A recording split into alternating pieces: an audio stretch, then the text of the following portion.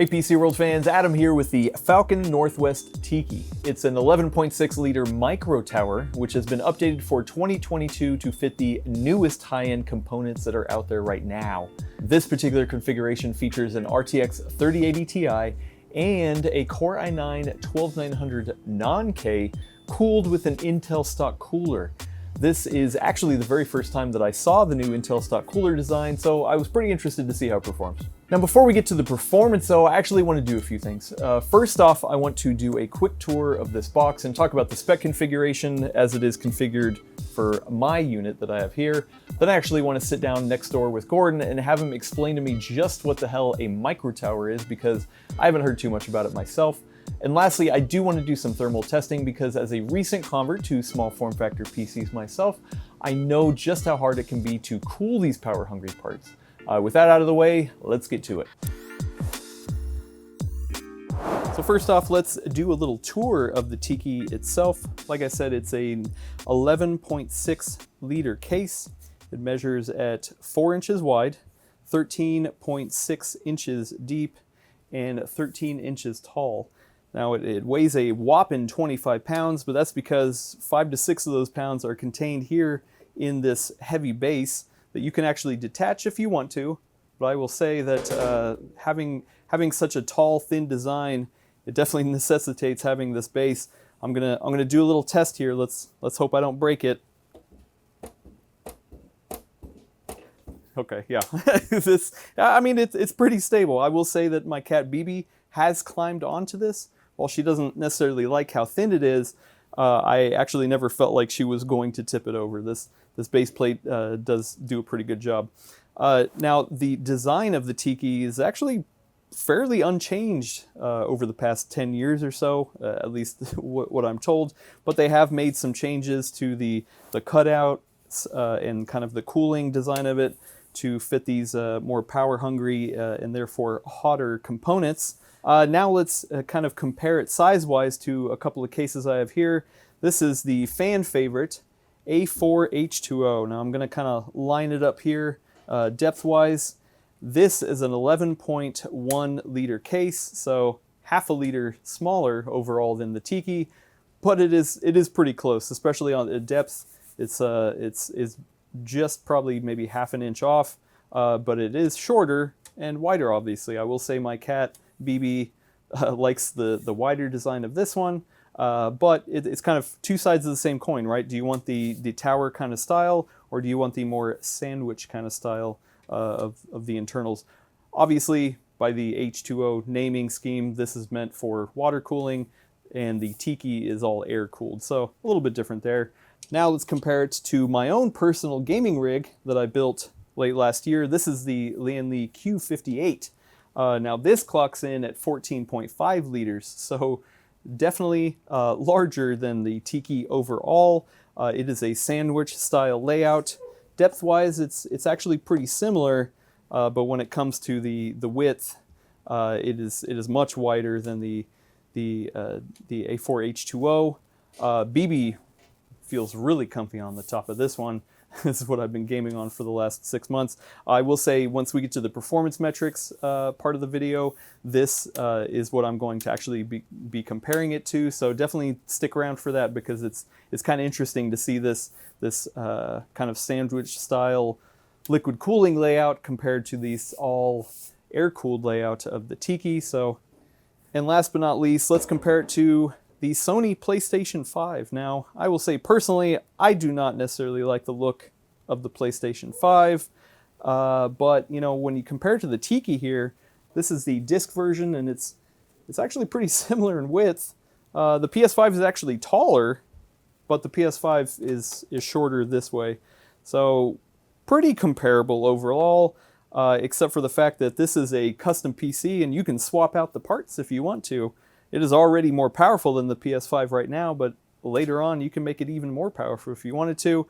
So if I had to have one of these next to my TV, yeah, I'd kind of swing for the Tiki. Sure, it's a little bigger overall, but hey, you got way more power than this PS5. So yeah, now let's switch over to looking at the internals of this Tiki as configured. So opening up the Tiki is as simple as unscrewing these captive thumb screws,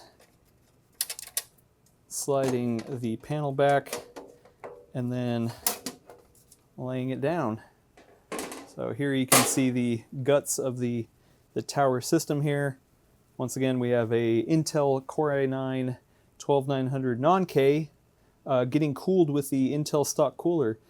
I actually really like the look of this cooler. You'll have to wait a little bit to see how it performs, but spoilers, it's actually not too bad. It is fed air with this slim profile Silverstone PWM fan. Falcon Northwest from the actual like build process set this to a silent profile with a gentler spin up and down curve, so you're not getting just those quick fan spins when the CPU kind of spikes.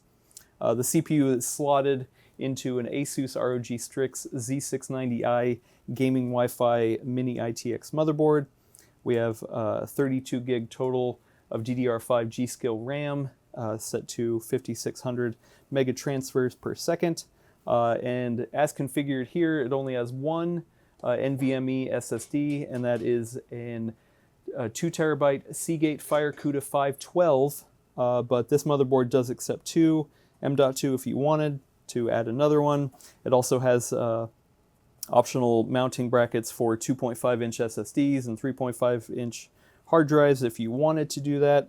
This is just how it came configured to me. I will say that the Tiki can be configured in tons of different ways. Most of the reviews out there are actually with the AMD version of this system, and that is with the 5800X 3D at the heart of it. I got the Intel version with the 12900 non-K, so you can always kind of look at other reviews and compare and contrast, or just go over to the website and see all the different various options that you can kind of configure it with. So as you can see here in this configuration, I have an Nvidia GeForce RTX 3080 Ti Founders Edition card, and because of that unique pass-through air design, Falcon Northwest did have to get some perforations here to allow for that free flowing. But on this side is where they have intakes and the fans, because if you want to have a third-party traditional 3-fan layout on one side, you're still getting that nice cool airflow in. So it should work in either of the configurations. Falcon Northwest has done a ton of work to make sure that both configurations work in this case. Next, I want to pull this card out so you can just kind of see the rest of the internals unobstructed by this massive GPU.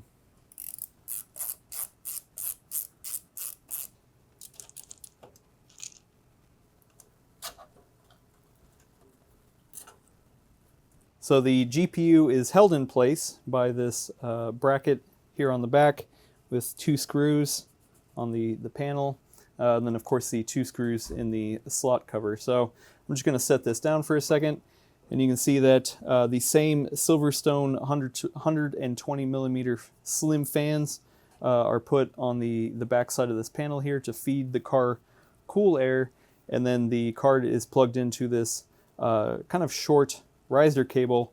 This riser cable does not add any sort of stability, so the card is only held in place by the bracket and of course the slot cover here. So, but as you can see, I mean, this is all off the shelf, easy to configure. If you want to later down the line put a different GPU, upgrade the CPU, I mean, even the motherboard, this is all just stock off the shelf parts, including the fans and everything that you can kind of customize to your heart's desire.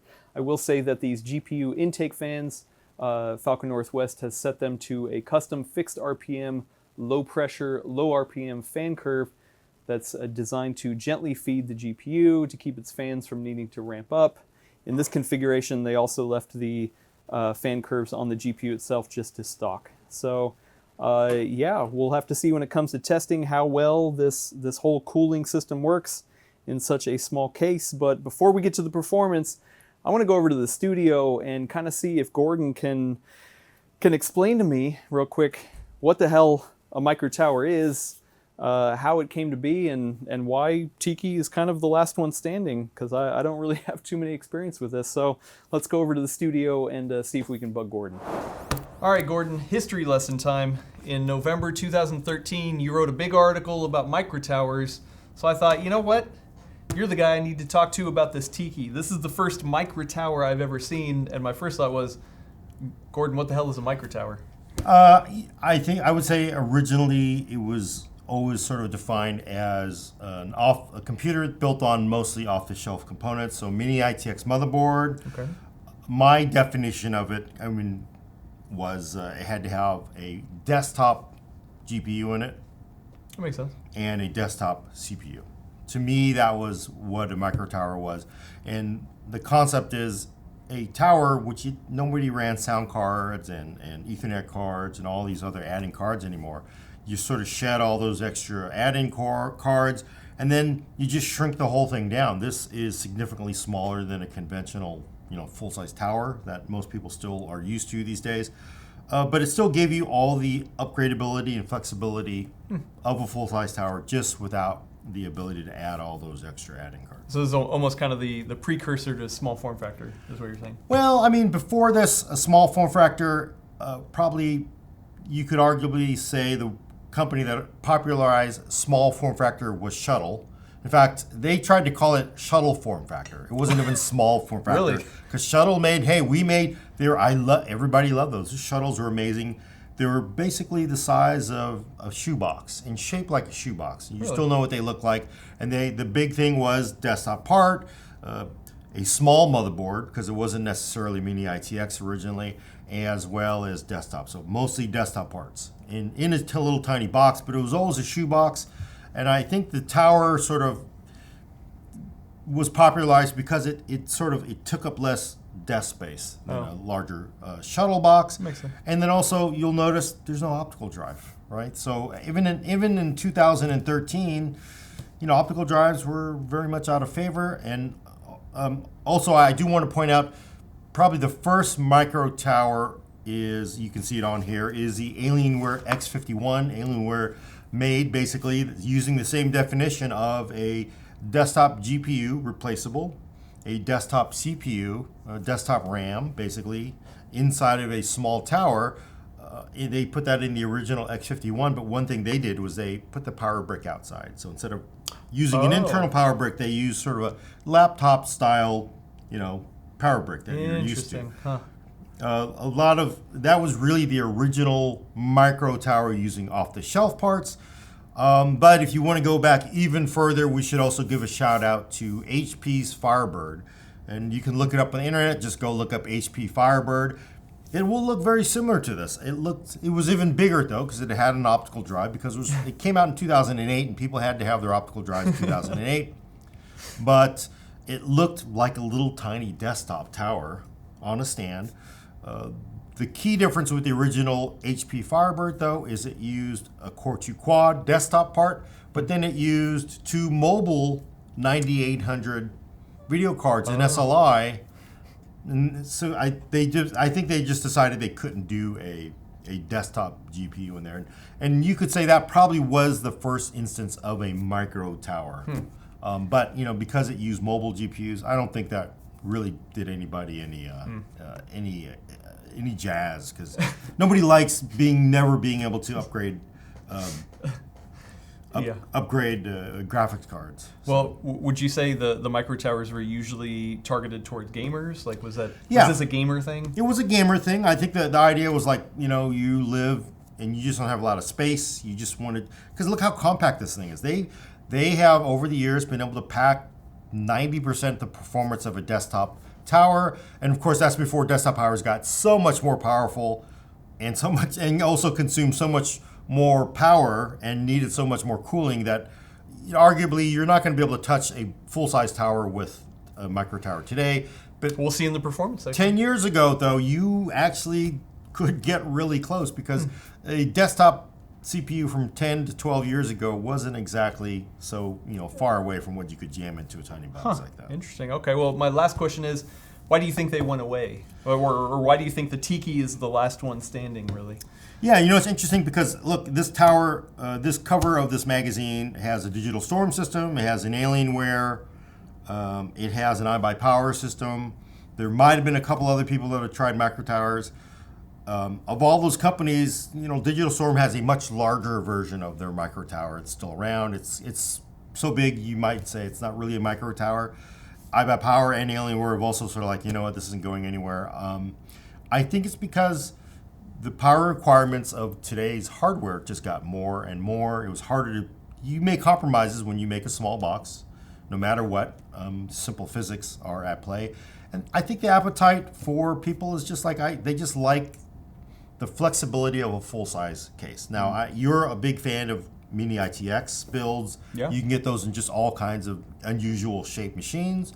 Those are cool. I dig them. I would never want one because I'm like most people. I like big boxes that are easy to work on, they offer bigger, more upgrade paths. They're just far more flexible. Small machines are a compromise. And I think the appetite in the last 10 years is like people like, I want as much performance out of a box, and I don't want any compromises. And there's still a need for this because if you are, again, living in a little tiny Manhattan apartment, or you're, say, a sailor on a ship and you want real performance, because this will easily outrace any desktop, any laptop you can get. You get real gaming performance out of them. So, well, speaking of performance, I'm going to go next door and show the fine folks the performance I got on this machine. But thank you, Gordon, for taking me down this little history lesson because it's interesting. Yeah, no, I will say I really at one point in time I thought that micro towers were the future. I even said that in the original HP review because I thought, you know what, the future we're going with the PC. Tablets were crushing us at the time. Everybody said it was the end of the PC. And it felt like the next evolutionary step of the desktop PC, even for gamers and enthusiasts, was smaller. Because you just didn't need all the expandability and capability. And arguably you don't today, but people really, they want the glass, they want the RGB, and they want all the, let's mount the graphics card in a weird place. So, I mean, again, the desktop perseveres. No matter what they have tried to do to the desktop, it perseveres. It's true. It lives on. All right. Thank you, Gordon. Let's go look at some performance numbers. Now for performance. Yes, this is the fun part. How well can this Tiki on all air cool these power-hungry parts? I have it plugged in, not running. It's been sitting here idle for about 20 minutes or so. If you want to come in here and look at hardware monitor, the package is reading about 29, 30, 31 degrees Celsius. I mean, it's just under idle, around 10 watts that it's pulling. You can see the clocks are really low. We're going to go down to the GPU here, and it's showing 28.5. That's holding real steady. So then I have Cinebench R23. I'm going to put this on a 30-minute loop. Start that. I'm going to come over on Furmark and start a 4K stress test. And let's now see what these temperatures spike up to under the most extreme of loads. So the package on the CPU right now is holding at about 48, 49 C. Yeah, somewhere around there. It did spike right at the beginning, all the way up to 81 C, but now it's kind of settling there. You can see the all-core clocks about 2.7, 2.6.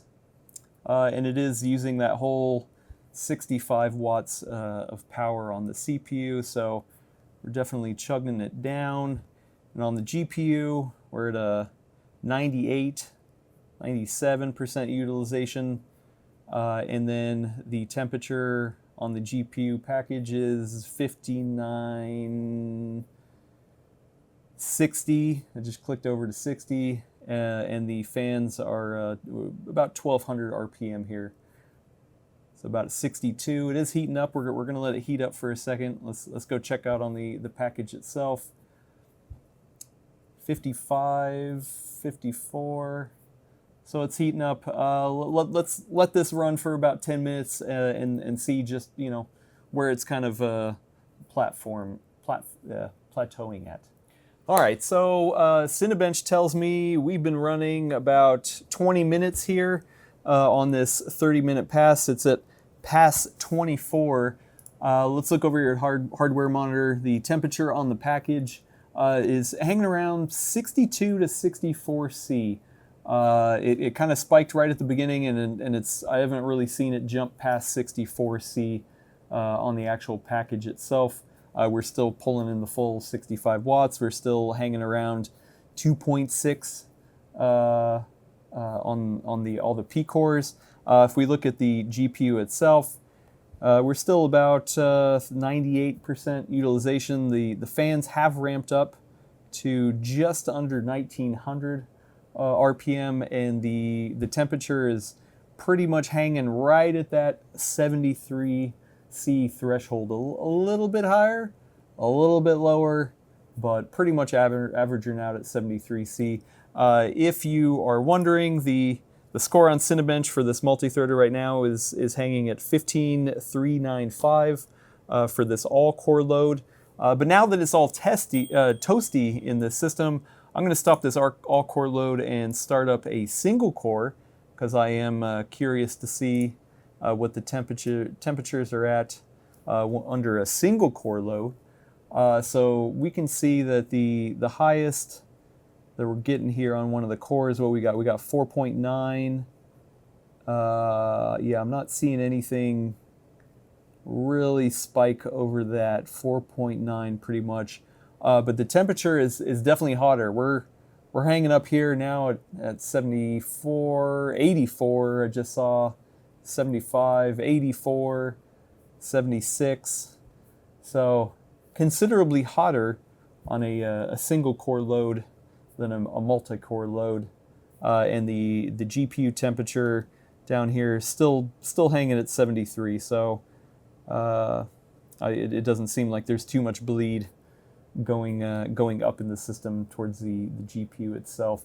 And the wattage it's pulling down under a single core load is 47, 49, 50. So yeah. Okay, so let's switch over to my Lian Q58 system and kind of do this same kind of thing, just to see how the differences between liquid and air under these extreme testing environments. So let's do that. And now I have set up my custom Lian Q58 system. Inside is a Ryzen 5 5600X and a Nvidia GeForce RTX 3080 Ti FTW3 Ultra gaming card. So the GPU is the same. The CPU is obviously not the same, but this is my personal system. And I'm not comparing the Tiki to my personal system because I think I can make a better computer than Falcon Northwest. No, that's not what this is about. This is about the fact that I've built this system. I know the system inside and out. I have personally tuned the fan profiles. I have undervolts on the CPU and the GPU that I've done. So I know this system, and it's kind of the closest thing that I can do to compare to the Tiki here. So, and as we'll see, it's actually pretty comparable. So yeah, if you want to come in here, I will show that on the CPU, I have the curve optimizer set in Ryzen Master, and it's a -16 all core on the curve optimizer. I do have it underclocked using MSI Afterburner. It is at 1845 megahertz at 825 millivolts, and yeah, so that's the specs that I have on here.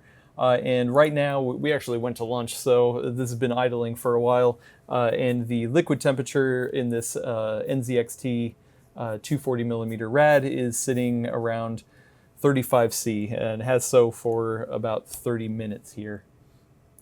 So let's look at in hardware monitor at what we got going here. The CPU is idling around 33 watts, and the package temperature is reading 38. So actually pretty considerably hotter than the 12900, which was sitting around 30. And the GPU itself, the GPU is sitting around idle at 41.7 compared to the 28 Celsius on the Tiki. So actually, just sitting here idle, my system not looking too hot, or actually no, it is looking too hot. It's definitely warmer than the Tiki. But now let's kind of crank the multi-core benchmark over here. Let's crank up the 4K stress test in Furmark here, and we can see over here on hardware monitor, the CPU itself is pulling in 75 watts, and the clocks are about 4.1. And yeah, let's actually come back in 20 minutes and kind of see where the temperatures fall using this AIO liquid cooler, because it's going to take a little more time to heat up and get saturation, but I think 20 minutes should get us pretty close, so we'll be right back. All right, so it's been about 25 minutes, a little longer than we did on the Tiki, but I wanted to make sure the liquid was reaching saturation, and if we switch over to IQ here, you can see it's about 47 Celsius, and this is 30 minutes, and you can see it's pretty steady here, so I think it's safe to say it reached saturation. Over on Cinebench, if you're curious, the score is about 97.84, and that's after a number of runs. Let's go over here to hardware monitor. We can see the package is sitting around 64C, and compared to the Tiki under load, it was about 62 to 64, so pretty comparable. I'd say just a little bit warmer by 1C, but we don't get those wild fluctuations because the liquid's absorbing it in a different way than air cooling. It is still pulling 75 watts. The clocks are a little lower. It's about 3.9 or 4.0 now, so it's definitely saturated and bringing down the clocks. For the GPU itself, we're sitting at 65, and that's compared to the Tiki, which was sitting under load at 73. So the GPU is definitely cooler than the Tiki, but the CPU is a little hotter. The fans are about 1300 RPM, so definitely lower there because it is running cooler. So I think, you know, we can kind of look at this overall, and once again, I'd say the CPU is running hotter on the Q58 here, mostly because it's absorbing the heat from the GPU and the CPU as well, as opposed to the Tiki that doesn't have to. And the undervolt that I have on the GPU is actually making a major difference to the temperatures. But you can undervolt that one if you want to over on the Tiki. So I would say, wow, two things. I guess I need to tune my CPU a little bit better, or maybe switch over to a different CPU. I actually didn't think that this 5600X, even with the curve optimizer, would run this hot compared to a 12900 on an air cooler. So that's a little curious, but I will say all of this with a caveat that this is a temperature controlled lab. This is like fully stress testing it. So I actually do want to switch over now and kind of give some results that I took at home, which is not a temperature controlled environment, and the results are a little bit different than what we're getting here. So let's do that now. I forgot one more thing. I wanted to show the single core. So let's stop the multi-core here, start up the single core, switch over to hardware monitor, and we can see looks like core 0 sitting at 4.6 gigahertz, whereas the 12900 was getting up to, I believe, 5.1. So definitely lower on that core, and the temperature is considerably lower. We're sitting there at 67, yeah, 67 compared to the 12900.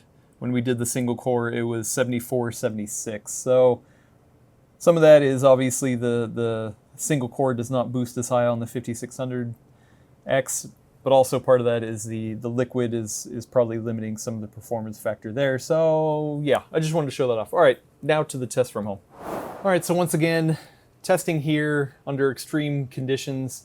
We've got climate controlled here in the lab. We're running Cinebench and Furmark at the same time, really stressing these systems. So I want to run through the numbers that I did at home, which is not climate controlled. I tried to control as much as I could, like test during the same time of the day to get comparable readings, but it's more natural that way. And I did do a couple synthetics, but really I just wanted to focus on some gaming. So when comparing these idle numbers to the numbers we got here in the lab, you can see that the temperature here in the lab is about 4C of a difference on the 12900. You've got all this cooling; it's going straight through to the CPU. The idle temperature on the Q58 was higher than in the lab here than it was at home. I would say that's probably because we actually went to lunch and let it idle there for a long time, and the cool environment here wasn't able to kind of like offset it too much. All right, so first let's look at the synthetics real quick. Under Cinebench R23 full workload, the 12900 got up to 62C, which is actually comparable to what we just did in this stress test. It was about 62 to 64, and that's with FurMark. So we can kind of see that the GPU spinning up actually wasn't affecting the temperature of the CPU at all, which kind of makes sense. The 12900K was considerably hotter, all the way up to 80C. So when you compare the 5600X numbers to what we just did here, I'm seeing something a little weird. The only way I can kind of describe it is that the CPU temperature at home was not being as affected by the GPU because I wasn't running FurMark, so the CPU was able to clock higher and actually did get a better Cinebench score when it was a higher, as opposed to when we were running FurMark here, that AIO was having to absorb all of the GPU heat as well as the CPU heat from Cinebench. So when just doing the Cinebench workload, it was able to get higher clocks and actually a better score. So I think that's why the 80C versus the 65C that we just saw here is kind of a disparity. So that's what I believe it is. The liquid temperature itself, the 12900K was sitting at 47C, where the 5600X, the AIO was actually 40C. So that kind of proves my theory that the liquid actually wasn't as hot as the full load that we just did here, which was about 47. So that was actually scaling back performance. So I guess that's a win for air cooling over liquid cooling, is that if you have both kind of affecting each other in the same chassis, it's kind of hard to kind of keep those temperatures separate. So looking at the results from the synthetic benchmarks, R23 with a full core workload, the 12900 compared to the 12900K, that is a huge disparity. Obviously, it's a different chip. It's kind of tuned so that the all-core workload is going to turn in a lower number, but we also did see lower heat, so it kind of makes sense. But that is definitely a big drop. It's actually closer to the 5600 with only 6 cores than it is the 12900K with the same amount of cores. So that was pretty interesting. Looking at the single-threaded results from R23, actually both of them are in line. I guess that's the glory of the non-K version versus the K, is that sure, you get less performance on an all-core load, but on single-core or lightly threaded tasks, that number is right there. That's almost within margin of error, which is nice. And the 5600X with its low single-core performance just can't keep up on that end. I also did run TimeSpy Extreme. The numbers weren't too crazy here. I will say that on the 12900K system, I took the same EVGA 3080 Ti out of the Q58 to run in that system because I don't have the same GPU in there. And that turns in the better score, of course. The 12900K score is actually still pretty good. 5600X score ain't too bad, but let's see where it actually matters, and that's in the full game suite. So I will say that these are synthetics. I'm not a professional benchmarker. That's Gordon's job, so take that a little bit lightly. But what I do know is gaming. So let's switch over to the games that I tested, and I tested 5 of them. So let's start off with Hitman 3. I ran it at native 4K with the best settings possible. No scaling, no ray tracing, and use the Dubai loop. And you can see actually the FPS between the Tiki and the Q58 is pretty comparable.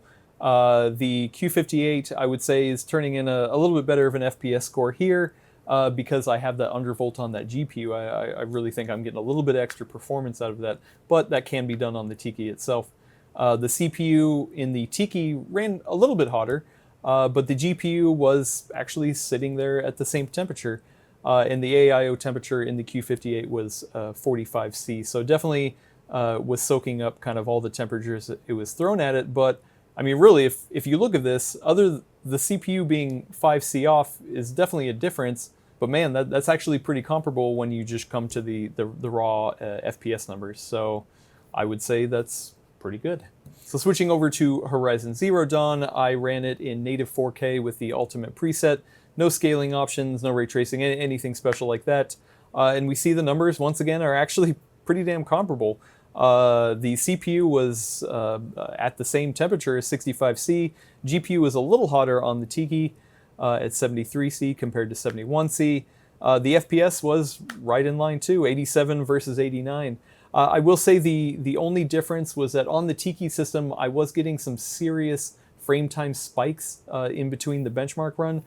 I'm not quite sure what that was. I tried to do a little bit of troubleshooting, but I didn't want to do too much past how it was configured out of the box. I think maybe it comes down to the fact that the Q58 is running Windows 10, whereas the Tiki is running Windows 11. So I haven't looked into it, but maybe Horizon Zero Dawn just has some frame time spikes in Windows 11 that I wasn't sure of. So, but even though it had those frame time spikes, the average FPS was actually pretty comparable. So I think if we looked at the 1% lows, that would be a completely different story, but average FPS was right there. The third game I tested was Cyberpunk 2077. I ran that at native 4K with the Ultra preset, no scaling, no ray tracing, and once again, the temperature readouts actually are pretty similar. The Tiki CPU is just a little bit hotter, but the GPU was dead even right there at 72C. Once again, I was kind of hit with a weird performance bug on the Tiki. I think it might be Windows 11. I don't know. I tried to do some hardware tweaking. Like I said, I ran the RAM at stock. I tried to kind of tweak some of the settings, but I didn't want to dig too much into it because I wanted to keep it as configured and as they sent it to me. So I'm going to assume maybe it's a Windows 11 thing. That Cyberpunk just kept crashing. And when I finally did get some stable runs, it turned in a very much lower score than the Q58. So I'm not quite sure what's going on there. It's something I'd have to look into further. But I do think it might be a Windows thing versus the actual system itself. The fourth game I tested was Chernobylite. I ran it in DX12 mode. Once again, native 4K with the Ultra preset. No scaling, no ray tracing. Here, the numbers fall right in line like we've been seeing. FPS, right there. The CPU temperature is a little warmer on the Tiki, of course, but the GPU temperatures are actually pretty comparable right there. The AIO was a little hotter in this game compared to the rest of the games. So I've definitely seen a little bit more stress in this benchmark because it's a little bit longer. But, I mean, we're right there. This is actually pretty comparable, so color me surprised.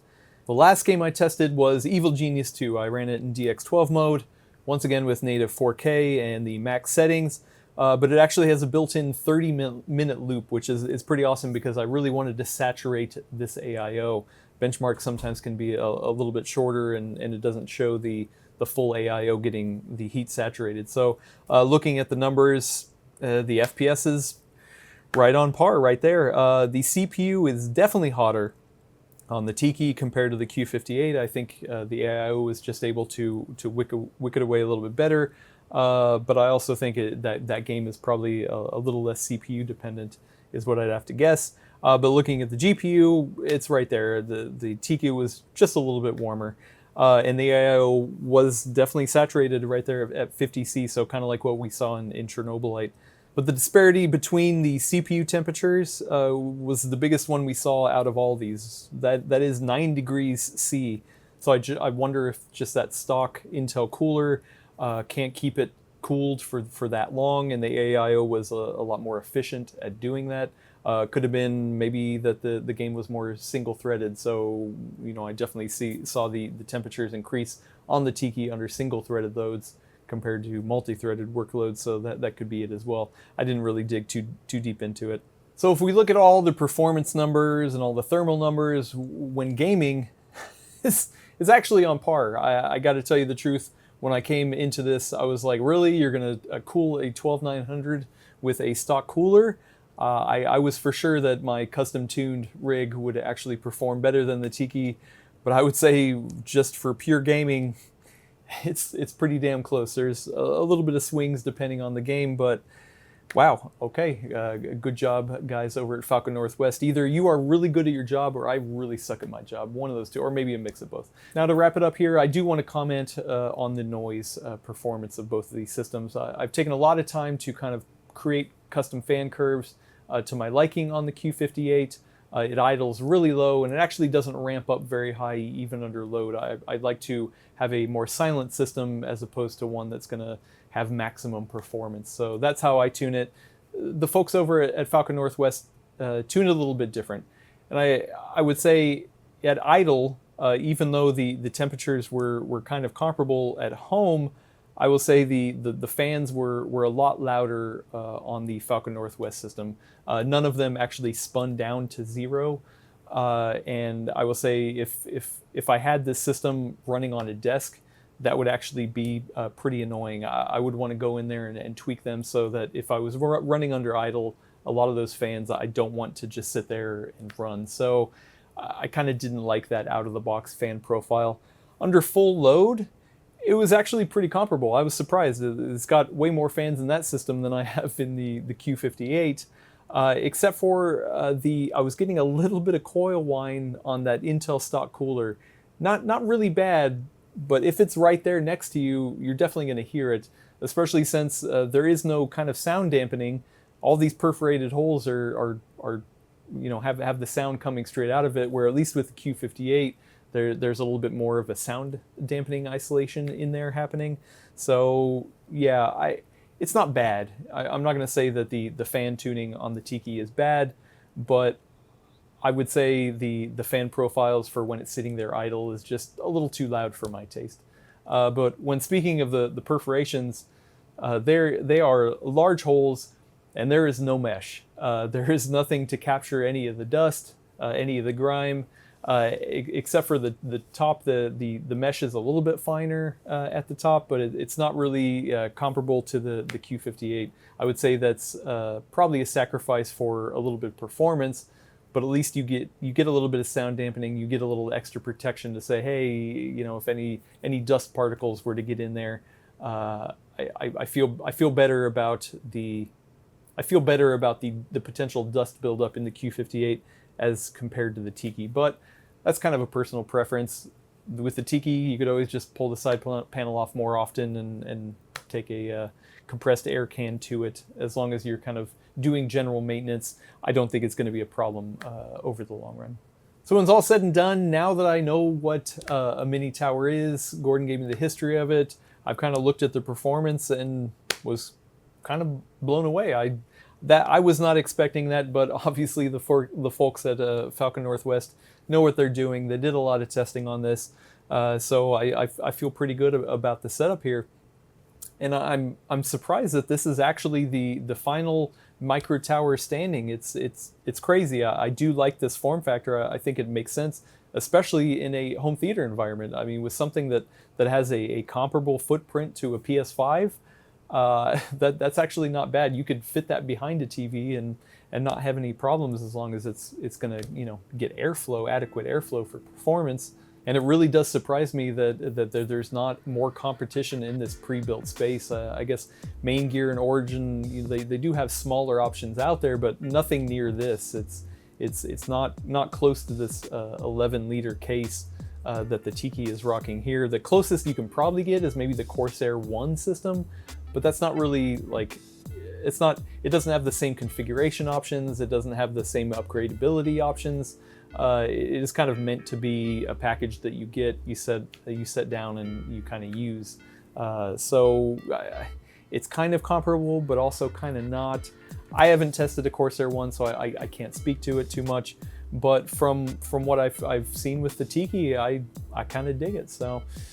So anyway, that's it. Thank you for going on this micro tower journey with me. If you want to watch more awesome PC hardware and software goodness, be sure to subscribe here on PCWorld. I'll catch you in the next video.